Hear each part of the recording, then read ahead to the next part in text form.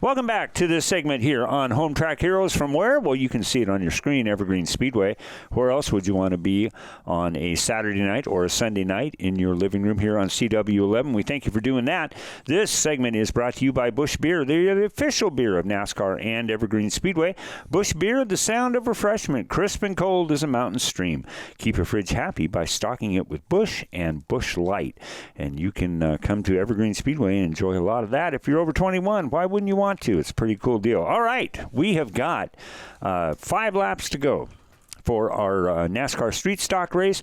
Just got done with oil down by Jim Fody. Jim was fine. Everything is good. Could use a motor. If you want to sponsor Jim for a motor, he'd be happy to talk to you about it. But got the track cleaned up, and another great job by everybody involved. Anybody that could push a broom was cleaning this one up because it went a long ways around. But we got it, and everything is safe and in good shape. And you can see, once again, our beautiful Chevrolet Camaro pace car provided to us by Speedway Chevrolet right here in Monroe. So let's kind of recap where we're at. It's been the Bruce Prendergast show in that number 25. Mike Marthaler in the second spot has been hanging in there. Not really allowing Prendergast to get too far ahead, maybe 4 or 5 car lengths at the most. Let's see if Mike might have something for that number 25 here as the pace car pulls off, and we're going to get this thing back underway. All right, they're now coming out of turn number 4 down the front stretch, and there we are, green flag racing once again. And off to that great start, going to the inside as we see no issues there with all the track cleanup that they did there in turn number 1. So great to see that. The 25 Bruce Pendergrass down the back stretch as we see a nice cool view, and somebody going a little bit wide and throwing a little dirt up there here on the back stretch. But it's all Bruce Pendergrass. But what is interesting to see, the 14 of Colin Hubbard was in third on the start, was on the inside. Now we see the 41 of Mark Hubbard in third as they're now going single file down the back stretch. So the 41 of Mark Hubbard able to take a great advantage there during that restart and jump into third. And look at that, still a great job by Nick Beecher in that number 45. He's been kind of lurking in that 4th and 5th spot all race long. He'd love to get up on that Angel who wins podium, but he better kind of kick it into high gear because after they come around, they're going to have 2 laps to go. Bruce Prendergrass trying to get an elusive win in this NASCAR Street Stock division. He's been campaigning out here for years, but finally got into a pretty sweet ride. But he's got a lot of that number 44 in his rearview mirror as they wind down. Yeah, so now they come down the back stretch. This next time by, we're going to see the white flag. They go into turn number 3 and now into turn number 4, and down the front stretch they go. The 25 Bruce Pendergrass taking the white flag, 1 lap remaining. So we'll see if the 44 car of Mike Marthaler has anything to say about that as they go down the back stretch now, heading into turn number 3 and towards the checkered flag for the 25 of Bruce Pendergrass. Boy, and you just had to think that Prendergrass, when he came out of turn number 2 and saw that number 17 car there, as he gets the win, checkered flag flies. Congratulations, will bring them up to the Angel that wins podium here in just a few seconds. But boy, you had to see that 17, thought, oh no, please stay there. All right, let's make our way down trackside to the Angel that wins podium for interviews and thoughts from the top 3. So Bruce, first win of the season. Tell us about it. Well, it feels good. Had to start up front and hang on the whole time, but I'm just glad to get one done. All the help I have, need to return the favor. So a little bit nerve-wracking when you had 5 laps remaining. We had the caution, the restart, but you were able to hold off and get that victory. Yes, yeah. I was focused on making 5 good laps, try not to slip up, and I guess it worked out this time. Who helped you get out to the racetrack tonight? I got Dave Lund, Doug Poirier, Dwayne Shosbeck, Ed Adams, Carl, Tim, all the girls for making us food and helping with the car, my family, Cheyenne Scales, and Get Well Gene Brookover Jr. Mike, you had a great heat race earlier on tonight. You repeated that performance in tonight's main event. Tell us how you did it. Man, I tell you what, this whole year, we've had a really fast race car. Every week out, the first 2 races had some hard luck, but these last 2 races, we're proving that we belong up front. Who helps you get out to the racetrack on Saturdays? I got to give a special thanks to Direct Carpet Cleaning, Griard Insurance, Finish Line Heating and Air Conditioning, Steve Coons, Squires Machine. I got to thank my wife, Kelsey. She actually buys me race car parts too sometimes. That's a good person to have on your side, right? It sure is, yeah. If anybody needs their hair done, go see Kelsey Marthaler at Red Strand Salon. So Mark, Tom said earlier there was 3 Hubbards in the race tonight. You used that restart to jump into 3rd place. How did that go for you? Well, I've got to say that I love my son, and he's always driven me clean. I had a little bit better traction in the outside. The bottom really greased up, and I really could not get on the gas at all tonight. So to come home 3rd, starting 7th, I'm happy. It's a great race. Who do you need to thank for being out the racetrack tonight? Gosh, the fans, thank you for being here. It's so nice to run in front of people. My mom, my dad, Interstate Batteries, Rick Chevron, Rick's Tire and Service.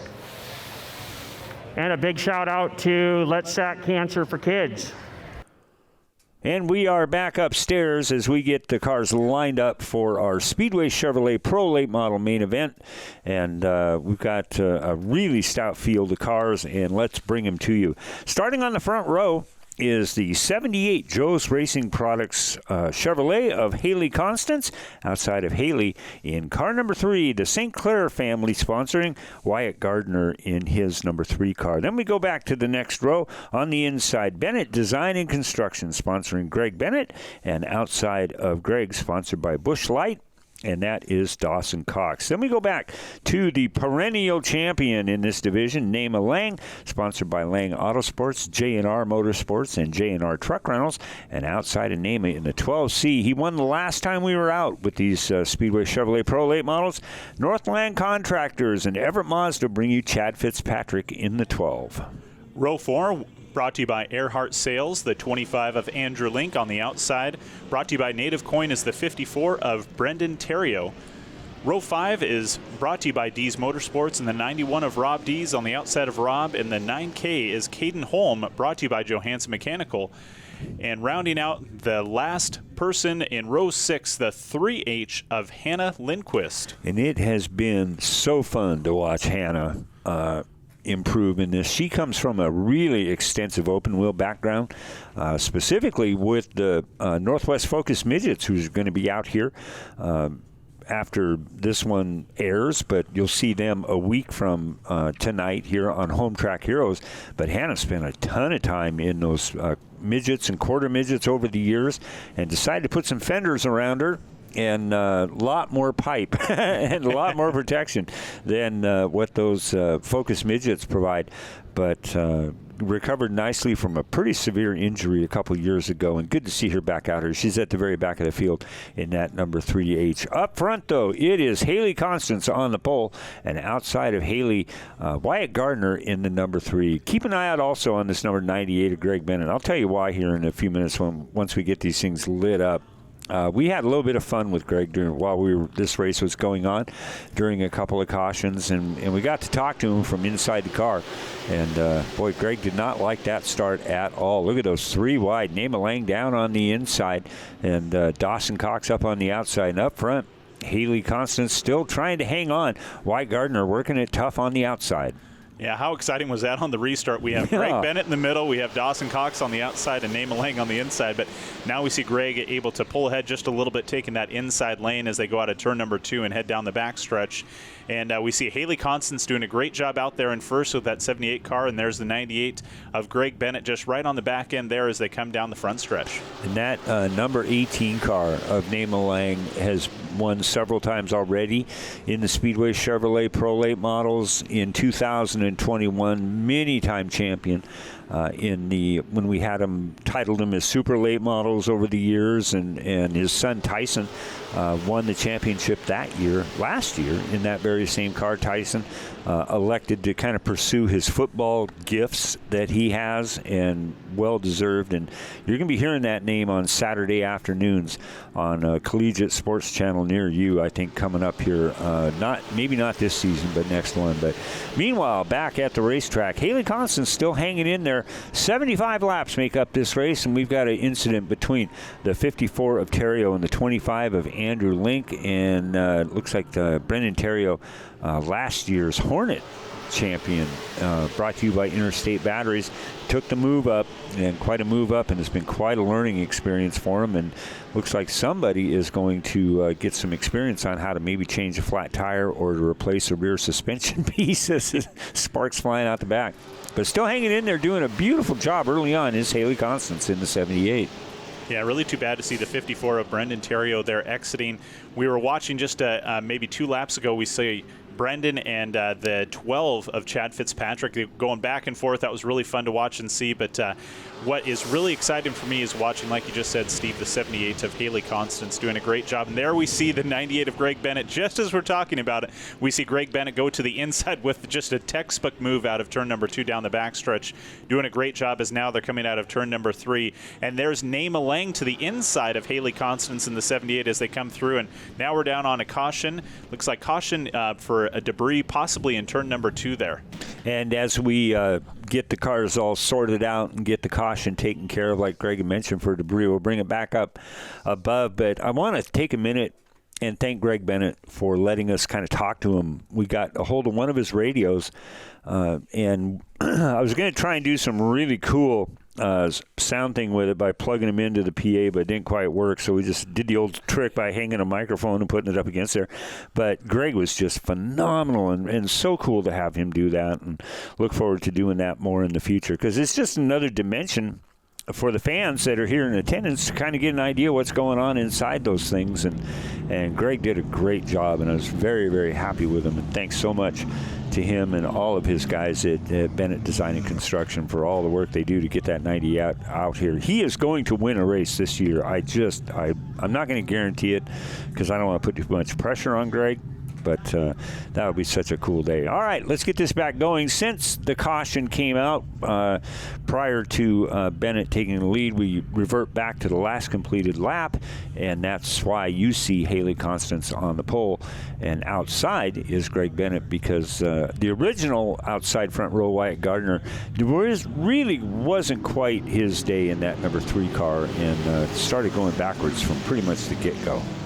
Yeah, and you see a great restart there, but almost kind of a tough break with that restart and that caution flag that we had, because now you see the 98 of Greg Bennett as they go down the backstretch into turn number 3, having to hold that outside lane with 78 of Haley Constance on the inside.